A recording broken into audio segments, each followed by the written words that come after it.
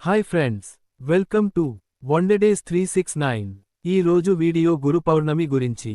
గురు పౌర్ణమి అంటే ఏమిటి? గురు పౌర్ణమి హిందూ, బౌద్ధ, జైన ధర్మాలలో ఎంతో పవిత్రమైన రోజు.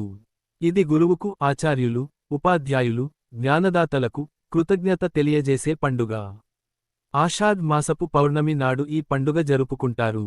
చారిత్రక, ఆధ్యాత్మిక ప్రాముఖ్యత. 1. వ్యాస పౌర్ణమి. ఈ రోజును వ్యాస పౌర్ణమిగా కూడా పిలుస్తారు. మహర్షి వేదవ్యాసుడు ఈ రోజే జన్మించారని నమ్మకం ఉంది. వేదాలను విభజించి, పురాణాలను రచించిన వేదవ్యాసునికి గుర్తుగా ఈ రోజు జరుపుకుంటారు. 2. బౌద్ధ ధర్మంలో గౌతమ బుద్ధుడు తన మొదటి బోధనను ఈ రోజే తన శిష్యులకు సార్నాథ్లో ఇచ్చారని విశ్వాసం ఉంది. అందుకే బౌద్ధులు కూడా ఈ రోజును పవిత్రంగా భావిస్తారు. 3. జైన ధర్మంలో లార్డ్ మహావీరుడు తన మొదటి శిష్యుడైన గౌతమ గణధరుడిని ఈ రోజు ఉపదేశించాడని విశ్వాసం ఉంది. ఈ రోజున ఏమి చేస్తారు? గురువుల పాదపూజ చేస్తారు. ఉపాధ్యాయులకు పూలు, పండ్లు, కానుకలు సమర్పిస్తారు. గురుభక్తి గీతాలు, ఉపన్యాసాలు, పూజలు చేస్తారు. ఆశ్రమాలు, గురుకులాలలో ప్రత్యేక కార్యక్రమాలు నిర్వహిస్తారు.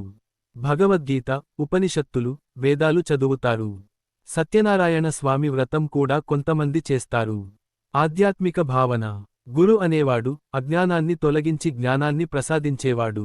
గు అంటే అంధకారం, అజ్ఞానం, రు అంటే తొలగించేవాడు. అందుకే గురువు స్థానం భగవంతుని కంటే పెద్దదిగా కూడా పరిగణించబడుతుంది. శ్లోకం. గురుర్ బ్రహ్మ గురుర్ విష్ణు గురుర్దేవో మహేశ్వర గురుః సాక్షాత్ పరబ్రహ్మ తస్మై శ్రీ గురవే నమః. ఈ వీడియో నచ్చినట్లయితే లైక్ చేయండి, షేర్ చేయండి. మరిన్ని వీడియోస్ కోసం మా ఛానెల్ను సబ్స్క్రైబ్ చేయండి.